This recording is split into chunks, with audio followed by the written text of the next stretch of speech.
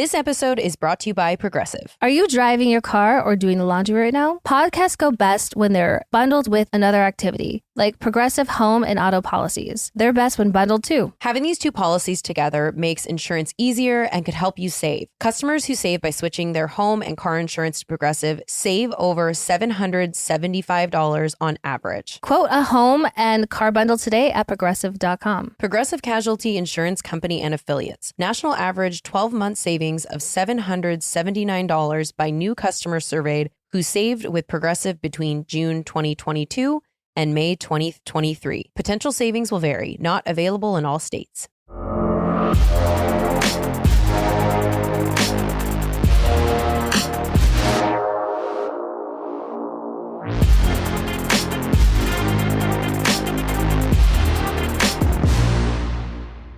Hello and welcome back to Chasing Excellence, a show about chasing what truly matters. My name is Patrick Cummings. As always, I am here with Ben Bergeron.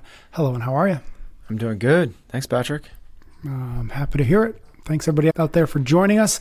We've got something fun, hopefully fun. I've been looking forward to this conversation for a little bit. Recently, inside of the Chase Club, which is our premium membership, which you can learn more about at chasingexcellence.email. Inside of the Chase Club, we did our second book club. I'm loving these book clubs. We're still kind of figuring out exactly how to do them, what people like. And this time around, what we did was over the course of, I think, 5 weeks or 6 weeks, we read through the book, The Comfort Crisis by Michael Easter. The book examines how modern conveniences are eroding our resilience and explores how pushing beyond our comfort zones can enhance our physical, mental, and emotional well-being. I pulled out this one little quote that I think is from the end of the book, but I think it nicely in one or two sentences encapsulates what the book is about. So I'm just going to read that. In our pursuit of better living, we've allowed comfort to calcify our natural movements and strength. Without conscious discomfort and purposeful exercise, a forceful push against comfort creep will only continue to become weaker and sicker. So we're going to chat about the book today. Like I said, we went through a number of weeks of conversations inside the Chase Club, but fret not if you have not been reading it with us, if you have not actually read The Comfort Crisis. This isn't a book review. You don't need to have read the book for this conversation, hopefully to be of use and valuable to you. Instead, we're going to talk about one of the more interesting and thought-provoking ideas inside of the book, which is from the beginning of the book, called the Misogi. And so that's what I'm excited to chat with you about, Ben. But first, I would love to know, this was not a book you've read before. In other words, you read this book, and then I think shortly after you sent me a text and said, next book club book is The Comfort Crisis. And so I would love to know, like, when you read it, like, what stuck out at you? Why did you want to spend some extra time with this book inside of the Chase Club? Oh, so, I like to read. And one of the things I do when I'm reading is I go, would this book make the top 50? And I actually have a working document with the top 50. Yep, you do. And I go, okay, and that top 50 is not here's my favorite book, here's my next book. I actually think in terms of, if I was to give somebody, that's never been a part of our little club here that we have, and I was to go, hey, here's how to become part of, what would be the first book I would have them read? Mm-hmm. This might be that first book. Interesting. Yeah, it's not what I thought it was going to be. It is what I thought it was going to be, but so much more. Like this book has been suggested to me a few different times, and when just from the title, I'm like, yeah, but I know that, I got it. Like, so arrogant. Like, no, I don't need to read that one because I know I know that doing hard things makes you better. And this is, first off, Michael Easter is a phenomenal author, phenomenal writer. Right after I read this, I read his other book, The Scarcity Brain. Good. This one's way better. And he does it in a very engaging way through this epic elk hunt in the boonies of Alaska. Basically where like maybe no other human being's ever been before. Pretty cool. Very few. Yep. And what this book did is it not only did what I thought it would do, is like reinforce like, yep, this is it. And also kind of gave us some more ammunition for what it is that we're trying to do here. Mm-hmm. And one of the things that like just really, people I've been listening for a while are going to know that I'm a big fan of, basically human evolution and the way that what our DNA and our ancestors, what our ancestors experienced, which has shaped our DNA today. And, what you kind of like realize really quickly is we're now living for the first time ever, like really, there's some really big, meaningful moments in the history of humanity. And, whether we talk with Homo sapiens or where we say actually we started, but life didn't change that much at all until the agricultural revolution. We were hunters and gatherers until we figured out, hey, we could domesticate animals and raise crops. And once we did that, we didn't have to move around. We could create civilizations. That's a really big moment. And then from there, not a whole lot changed until the Industrial Revolution. Because now, when that happens, we can now move faster than a horse. Before that, no news could travel faster than a horse. But you have the Industrial Revolution, you have like automation and the assembly line and wheels and the engine and steamships and railroads. And then, not a whole lot changed, but man, those came a lot closer than the first ones. And then all of a sudden you get these next ones. We're going through like revolution after revolution after revolution now to where the majority of America lives better, more lavishly, with more comfort than the greatest kings did, just a few hundred years ago. That's wild. Like no one took a hot shower up until, 100 years ago or so. Like that's whatever it was, 200, certainly not before 200 years ago. That's crazy to think about. And now where we are, I can't help but think of like how close we are to the movie WALL-E. Have you seen it? The cartoon? Yep. Where humans just like, we don't leave a chair and we just become this sick species, which we are basically just like, we're not actually living anymore. And this book, the reason it resonates so much was because it essentially went like, yeah, if we don't pay attention, this is where we're going to end up. I think that's why I liked it so much, is that it went, hey, for all of humanity, we were forced to do these things. Yep. You didn't have a choice. Your day was going to be full of physical challenge just to survive, just to build the fence, to go gather the goods, to go walk to the place. It's just like that was a part of our everyday lives. And only really recently, in the last 150 years, 2 generations, has that changed. And the way it's changing now is so fast that this is a crisis of comforts. And of course, I like the sensationalism part of that, like, because I believe it. I am a believer that if we don't do these things intentionally, the way he's kind of proposing, that we will end up sicker and weaker for the first time in history. Yeah, I think that it's something we've talked about a little bit before in a number of different conversations. But I really like what you just said, because it highlights what I think is a really fundamental truth, which is that we're not built for the world that we find ourselves in. Of course, we can cope with it. We do our best. We don't think about it too often, but we're not really built to know what's happening on the other side of the world, 24 hours a day. We're not built to be exposed to the kinds of foods that we're exposed to every time we leave our house. Like all of these different things that we've set up, that culture has built up, that society has built up, that have gone so much faster and so much beyond what our DNA and our biology and our evolution has set us up for. And I think that this book does a really good job of saying, well, slow down. Here are the things, here are the places where the world has moved faster than you are really ready for, really capable of thriving inside of. And so if we can, not to call out one of our frameworks of awareness, intention, and action, if we can be aware of these places, of these things for which we are not particularly prepared for, we can at least be in a position to act with some intention to combat against, and I love the phrase he uses all throughout the book, the comfort creep, which is really what it is.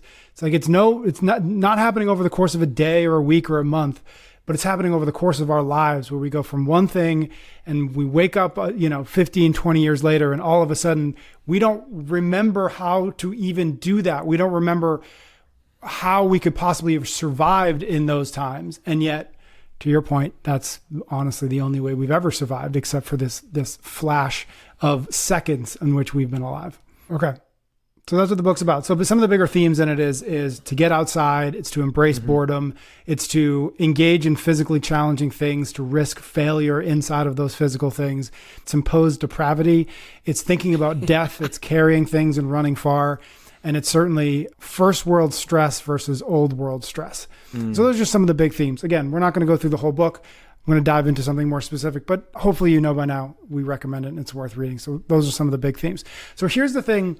It's in the first part of the book, and it's the thing that stuck out to me right away, and it's the thing that I kept thinking about and kept coming back to and kept re-engaging with as we went through the Chase Club Book Club. And so the big idea inside of, and you alluded to this already, is this concept of the Misogi, which is, I don't think I have a clean definition of what this is in terms of like a dictionary definition of what it is, but it's effectively going out, doing in a very difficult, what's the word how would you describe a Misogi? What words would you use to describe it?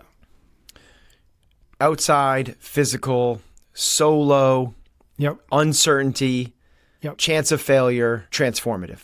Yep. Love all those. Okay. So as you mentioned this already, but throughout the through line of the book was Michael Easter's trip with a few folks, a few other people more experienced than him, but they went into the outback of Alaska, and they went on this 6-week, I forget the length, 5, 6 week, 7 week caribou hunt, where they were doing their best to live off the land, all in pursuit of this like one epic hunt.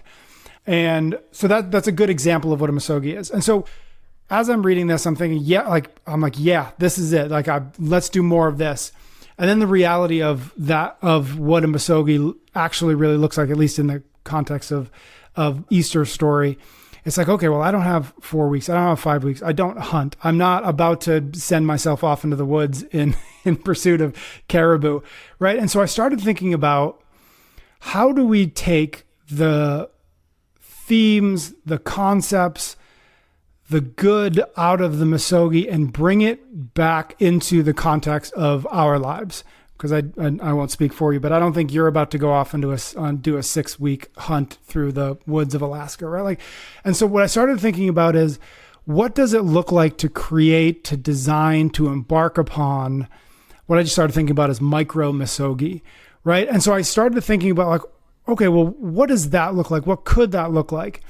And so that's what hopefully we can play around with today, because I don't have any great answers as to this, but I was hoping we could have kind of a fun conversation around how, if this was the goal, if the goal was to take as much of this idea of the Misogi as we can and fit it into our lives, what are some of the guidelines, the constraints, the rules that we would set for ourselves to ensure that we were getting the most out of it, but within, again, the confines, the constraints of our current life? So I've got 5 rules.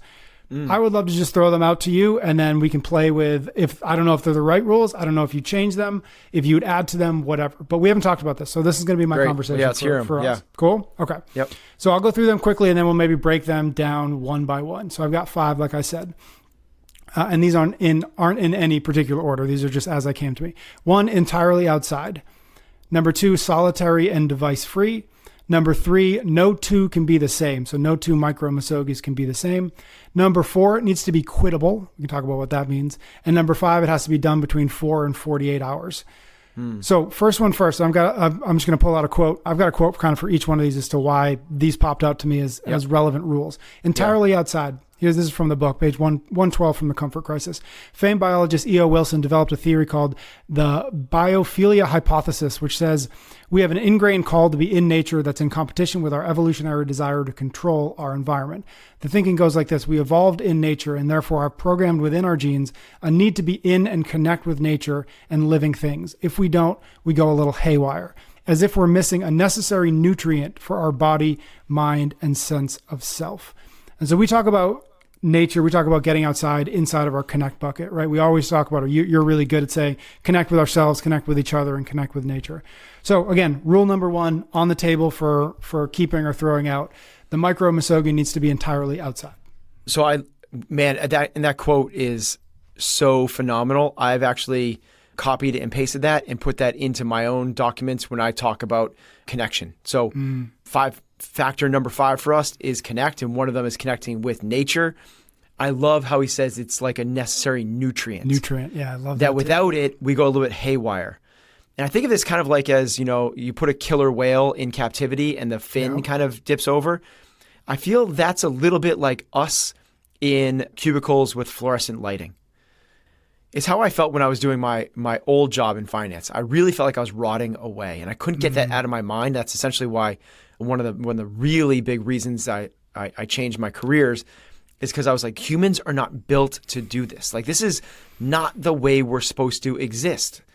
It just wasn't a part of us at all until, as I said, the Industrial Revolution, where we created factories. And factories is where we went like, hey, you sit at this stool and do this job for 8 hours and we'll pay you X wages. It's like, and that's where our souls go to die. So I just really, the research is there. We've talked about, the medical community is starting to come around pretty good that exercise and nutrition are kind of integral pieces to living a healthy life. That's kind of like, okay, like, why are we even talking about that? Because 2.5 decades ago, that was not accepted. That's new. Now we're starting to get to the place where people are like, okay, maybe sleep is one of these things too. It's weird, but we've talked about this for a long time. But before, lack of sleep was a badge of honor. Like, if you could go with only 4 hours sleep, you're busy. It means you're productive. It means you're successful. And if you slept a lot, you were lazy. It was actually the opposite of a thriving human being. And now we're kind of going like, whoa, wait a minute. Maybe sleep has to do with health. I am so confident that we're going to be talking about humans getting outside into nature in the same way we're talking about sleep right now in 5 to 10 years. The same way will just start coming into vogue.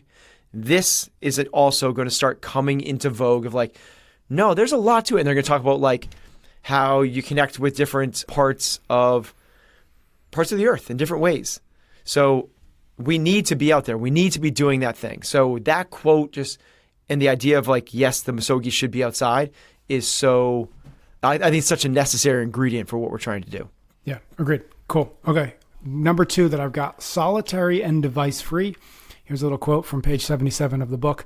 In a study, this one's crazy. In a study conducted by scientists at the University of Virginia, 1/4 of women and 2/3 of men chose to shock themselves rather than to be alone with their thoughts. What? Isn't that crazy? It's insane. That is insane. Was 1/3 of men and 2/3 of women would rather shock themselves than be alone with their thoughts. Holy smokes. Yeah. So that goes into where he's talking about like boredom. Okay. And for true boredom, you need to, the easiest distraction is with somebody else, right? Yep. Well, I should say that. The easiest distraction is by picking up your phone. Yes. But right, if we're trying to combat boredom, or if we're trying to elicit boredom, I should say. Yep. Solitary seems to make a lot of sense. Now, here's where I would go like,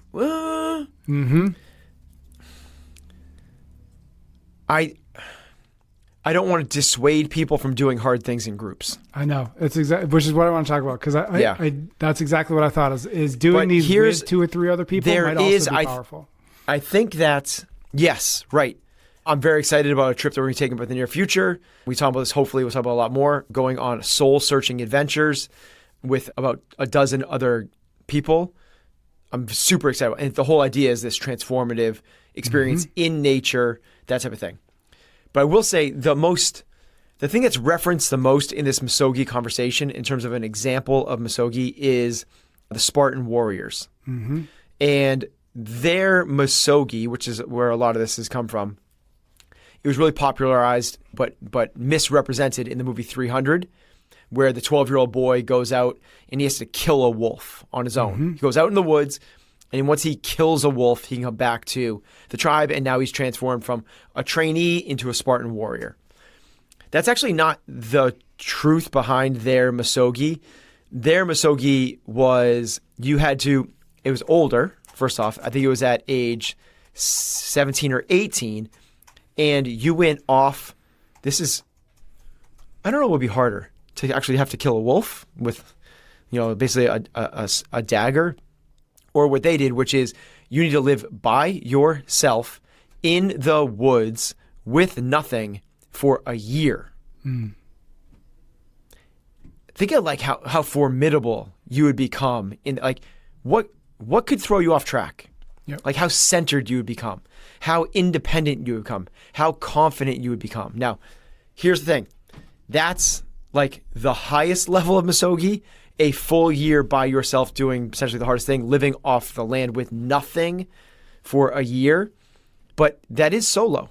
And I think there's a lot of credibility to the solo aspect of this.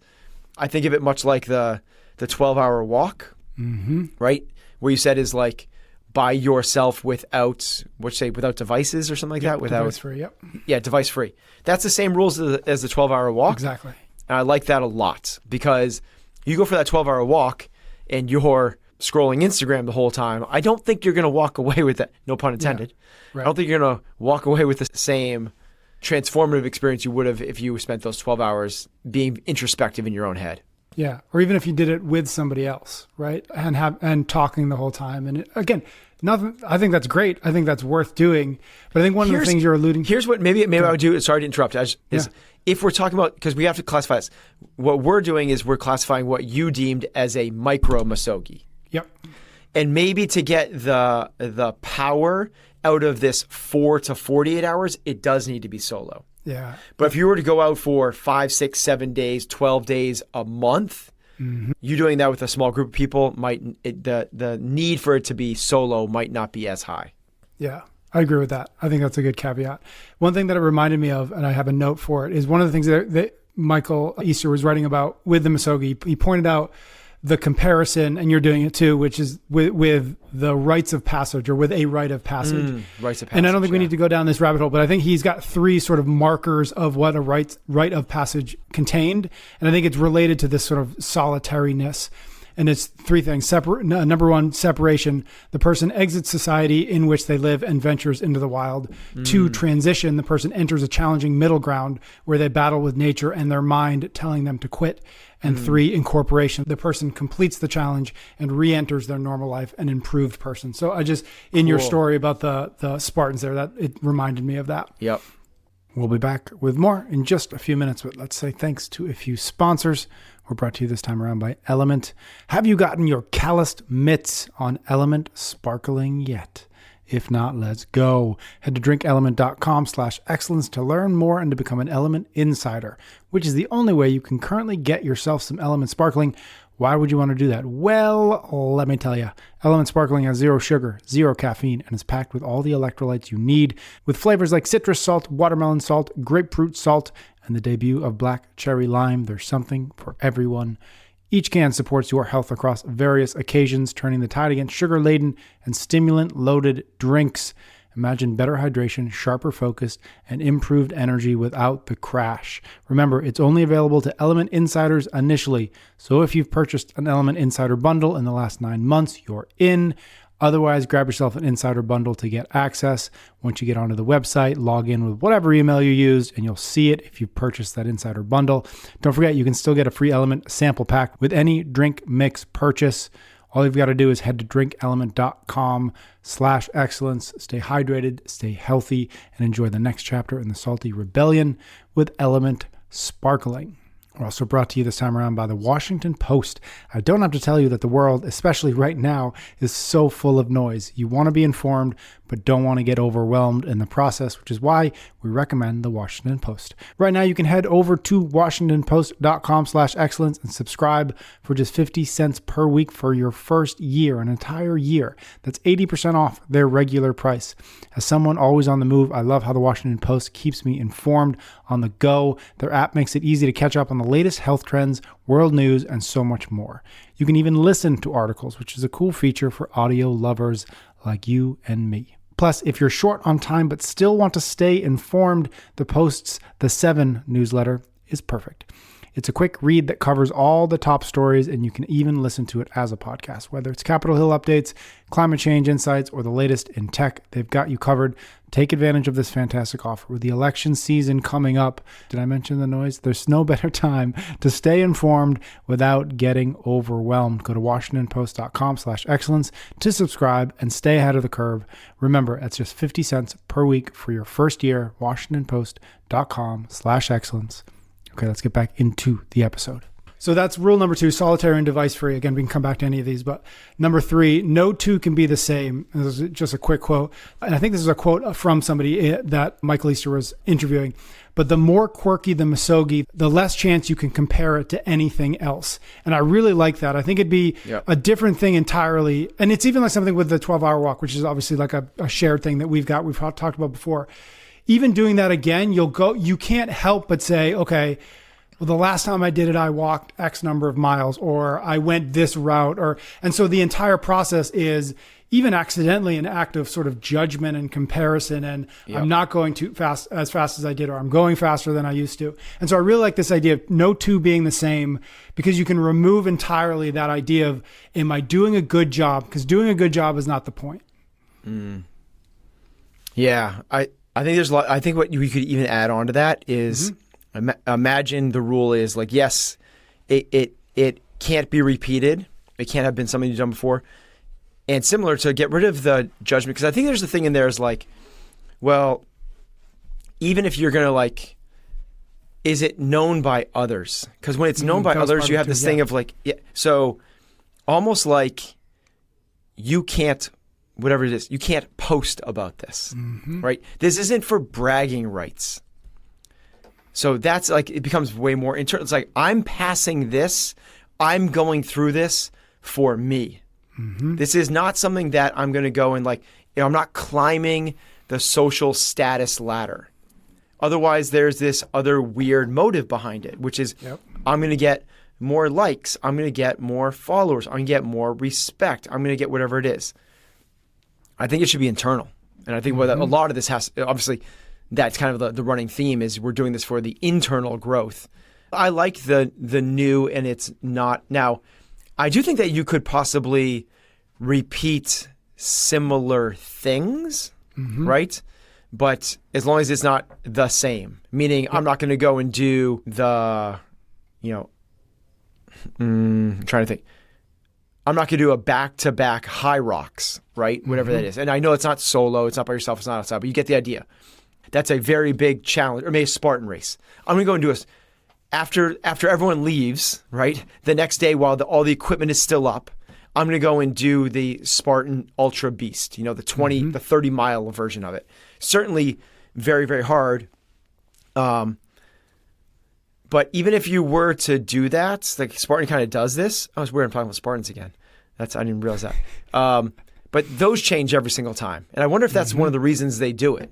Is unlike High Rocks, those do change every time. It's never the same course at Killington, which is the home of the original and the World Championships.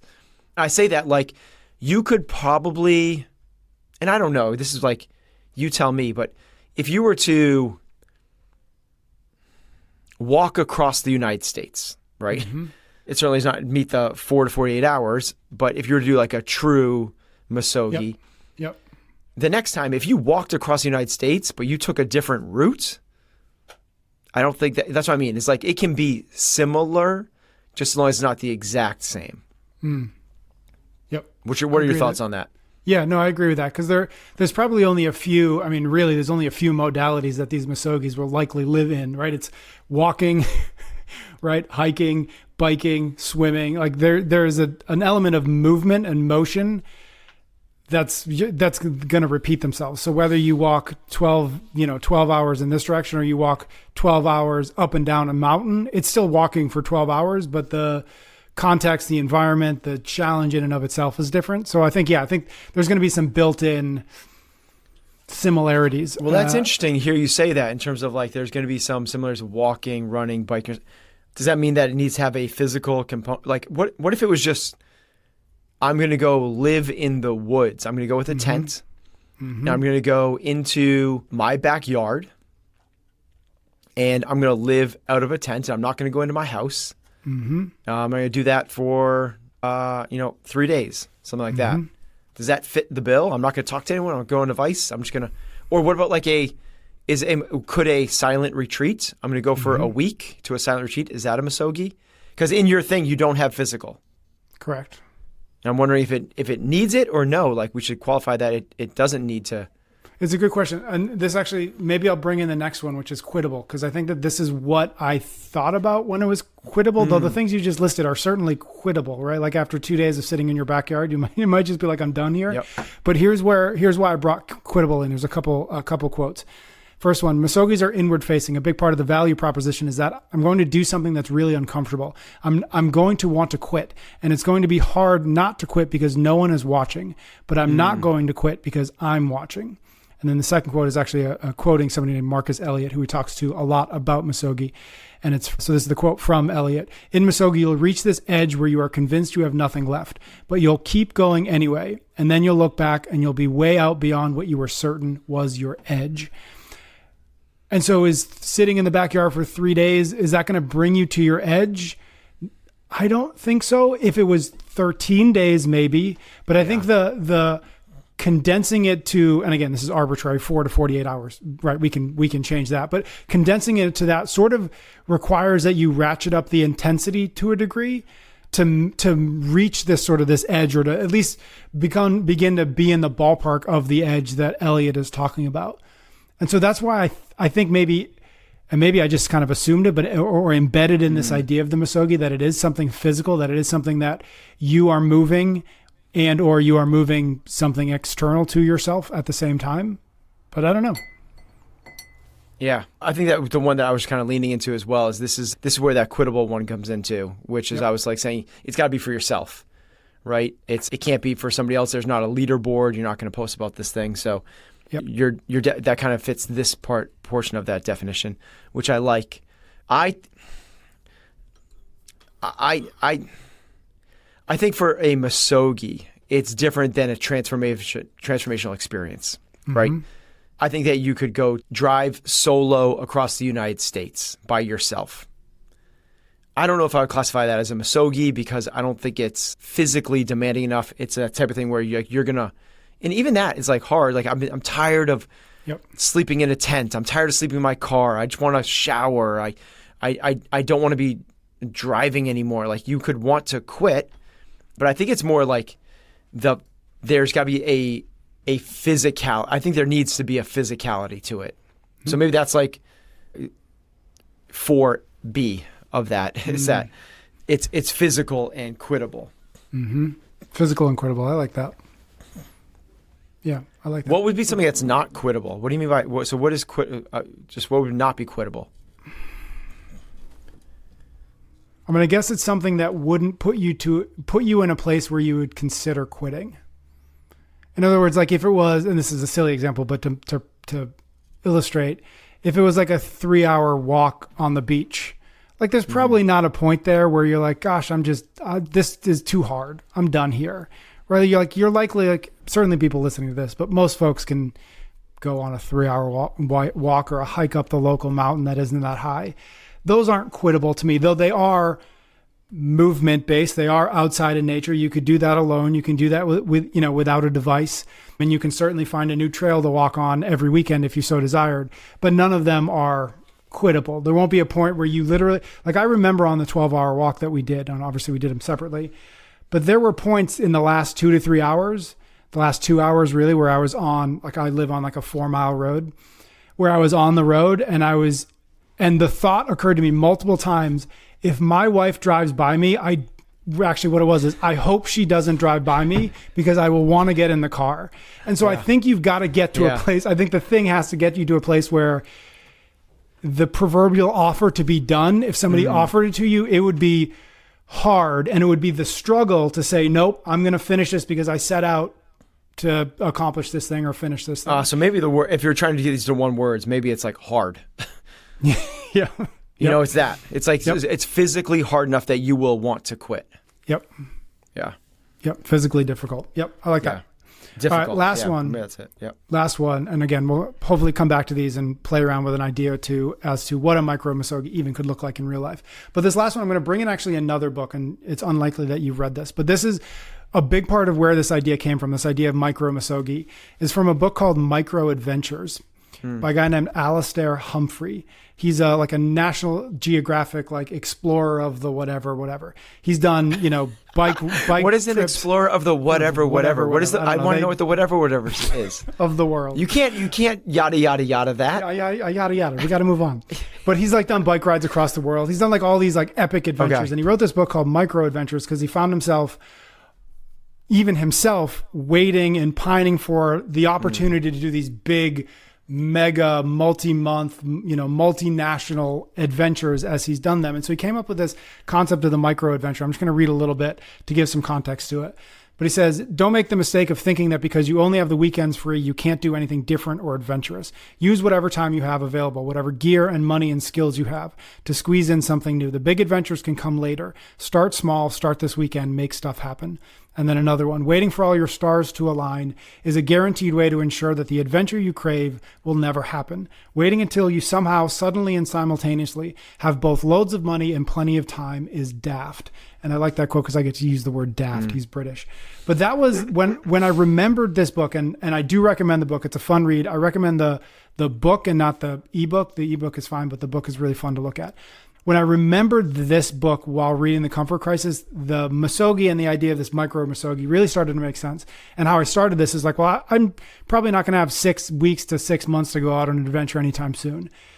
But if we remove that from the excuse of like, well, I just don't have enough time to do a proper misogi, and we again confine this or constrain this to a micro-misogi can be done anywhere between 4 hours and 48 hours. And again, those are arbitrary numbers. We can figure out if those are the right ones. It started to be like, it begins to be the permission slip you need to not put it off till later, but instead, okay, with a little bit of planning and probably not a ton of training, quote unquote training, I could do this in 2 weeks. I could do this in 2 weekends. I could do this next month, right? And so I think that that's an important rule because again, it gives us permission to say, we don't need to wait for things to be perfect in order to do something like this. Yeah.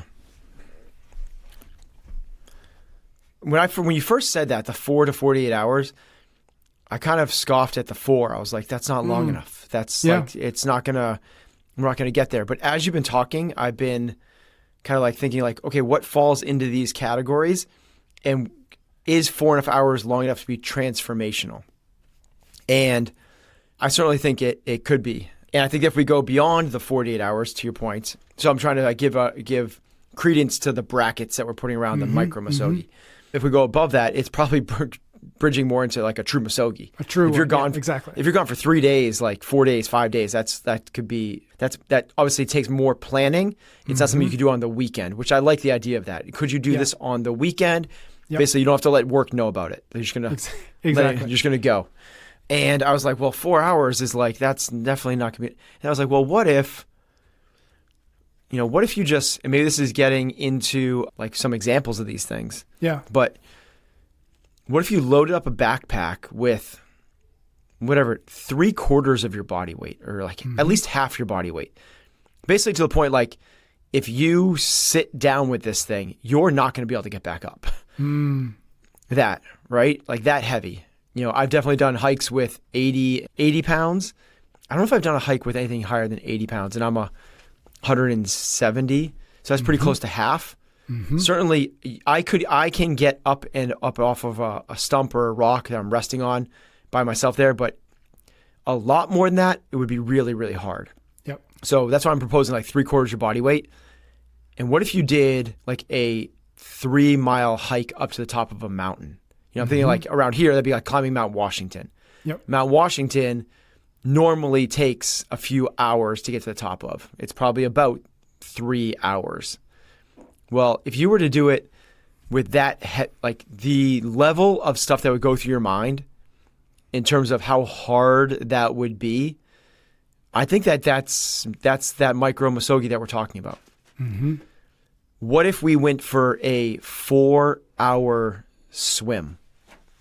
Yep. Like what if we swam 5 miles, by yourself. Now, I'm not saying be unsafe and that sort of thing. Like, have whatever it is you need to do to make that as safe as you can. Do it along the shore where you could stand if you needed to or something. I don't know, but this is the spirit, not the letter. Yeah. One of the rules of Misogi is don't die. So don't die, right? Yes. That applies to the Micro-Misogi. So you talk to all the sharks beforehand, and all the sharks understand that they're not going to eat you and that stuff. This is for transformation. Yes. But like, to me, like I think you could get these things in a 4-hour thing if you chose the right stuff. Yep. Now, the 12-hour walk I would put in there. That's where I kind of went like, that's the lowest. Yep. But then I was like, well, because that's walking. Yep. Like, if you made it harder than walking, you could shorten up the distance. So I think a lot of that comes into it, right? Agreed. If you're not going to be walking the whole time, you could probably go longer than 12 hours, right? Like, you're going to go into the woods, build yourself a shelter, and sleep in it for 2 nights. Like, okay, yeah, that's cool. And like, you're going in there with, very minimal food, maybe enough food or no food, because you can sustain yourself for 2 days. Like, go in there with nothing. And just like go and build your own shelter and sleep in the woods that to me is like, that's not nothing. That's something. So I think your parameters in there, when I first heard them, I was like, no, I'm going to push back on those. But those seem to line up fairly well for what I would think of as a Micro-Misogi. Outside, solitary, no devices, different, new, unique, hard, challenging, will make you want to quit. Yep. And something that's in that 4 to 48 hours range. I think those are, I don't like to agree with you. I would like to challenge those. Maybe I challenge you a little bit on the Quittable one, but all the others certainly seem to resonate really well. Any else that are worth putting on the table? Any other rules or constraints that you feel like are maybe missing there, or would at least be fun? Well, I do like the one that I kind of propose, which is like, this isn't for you to like post about. You're not recording this. You're not videoing this. You're not going back and blogging about it. You're not going to go back and this is now your latest YouTube episode. This isn't for, a little micro campaign of you on, Instagram. Because when you do that, there's a totally different motivation. I'm doing this for social status. Yep. I'm doing this for likes. And there's going to be a different motivation inside of you, as opposed to like, this is for me. Like, I think that's a big part of it, is like, this is for me. Michael Easter was going to write a book. So it's like, there's a little bit of that, like, well, did he really?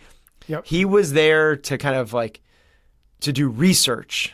Whereas the other guys he was with were doing this because they enjoyed the challenge of it for the challenge of it. So again, not to say like, if you hit 4 of these 5, if you hit 3 of these 5, are you still passing? I would say yes, right? Yeah. Particularly when, again, done is better than perfect. Like, the idea of we have to wait to line up to make everything perfect. It's just like, that's why all diets start on a Monday. And when Monday morning comes, you're like, next Monday.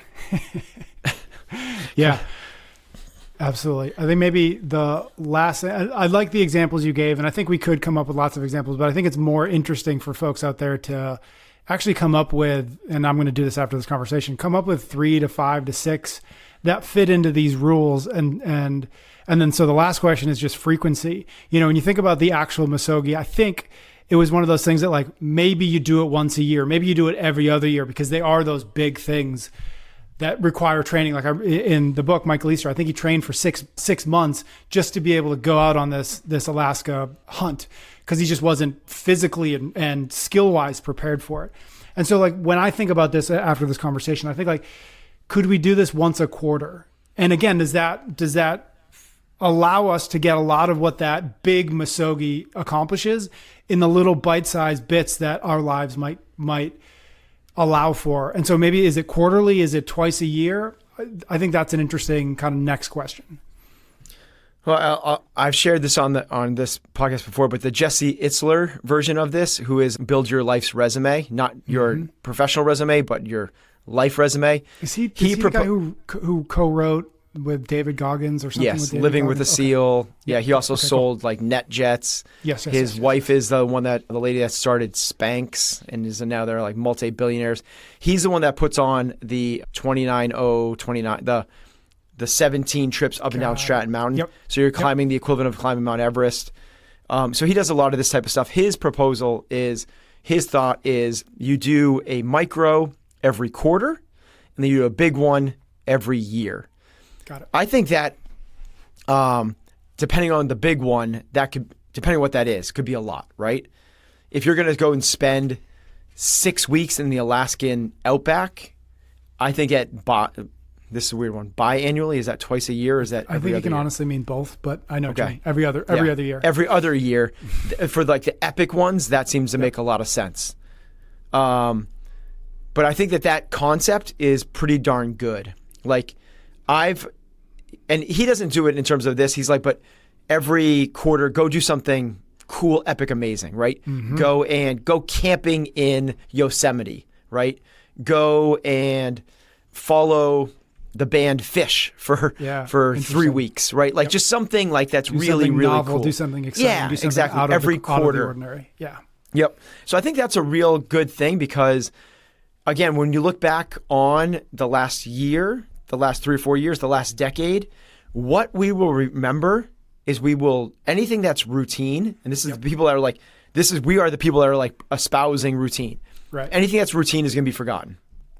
That's what it is. So you need these like kind of like signposts, these epic moments.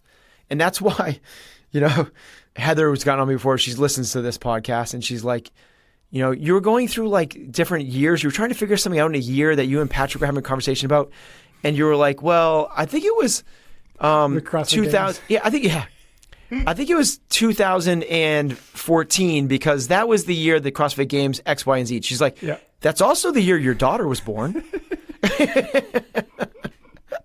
But that's what it is. It's like those like emotional, epic moment. That's what we signpost to. Is we're like, this is when those things happened. Yep. I love that. And I think that's right. I even think about the 12-hour walk that we did, I think it was a couple years ago. Like even if it was just a long walk, it's like, I'll remember that because it was so out of the ordinary, because it was so, physically challenging, mentally, interesting, but it was just so outside of the norm that like, I'll never forget that. I can't tell you what I had for dinner 2 nights ago. I could tell you so much about that walk. Right. Like so much about that walk. I remember the feelings, the stops. I can remember where I was walking on the road and where I was walking on the trail. Yep. Like my thoughts at certain points. Like totally. That's amazing. That's like heightened life experience. I bought at one point, probably halfway through, I bought a very cheap cup of coffee because I went by a little cafe, and I remember distinctly like sitting by the ocean, drinking that cheap cup of coffee, and like I remember how good that tasted. Yeah. And it was not a good cup of coffee. So it was like, to your point, really cool. This has been really fun. I'm glad we were able to do this. Read The Comfort Crisis. I do recommend Micro Adventures, and then we've been mentioning there is a book called The 12-Hour Walk by Colin O'Brady. We've had him on the show before. That's sort of the impetus of this 12-hour walk. I think there's probably, if you were to read that, or if we were to read that now with this conversation in mind, there's probably a lot of takeaways from that book in this conversation as well. So I would love to, I'll maybe follow up on this with you at some point if we can get some Micro-Misogis under our belt, not because we're going to talk about them, but just as a follow-up to this conversation. I think that'd be really fun. And I would love for folks out there to brainstorm and to come up with some ideas and to really put them out into the world and see if we can't kind of build a little bit of a movement here with Micro-Misogis. I think that'd be really cool. Sounds good. All right, man. Thank you. Thank you, everybody out there, for listening. Again, if you want to join us in the Chase Club for our next book club, we don't know what book it's going to be yet, but whenever we figure that out, chasingexcellence.email, get on the free newsletter list, jump into the Chase Club. You'll be there for the next book club. We'll have some fun. Thank you in advance. Thank you for listening. Thank you for subscribing to the show wherever you're listening to this. And I'll be back soon for a brand new episode of Chasing Excellence.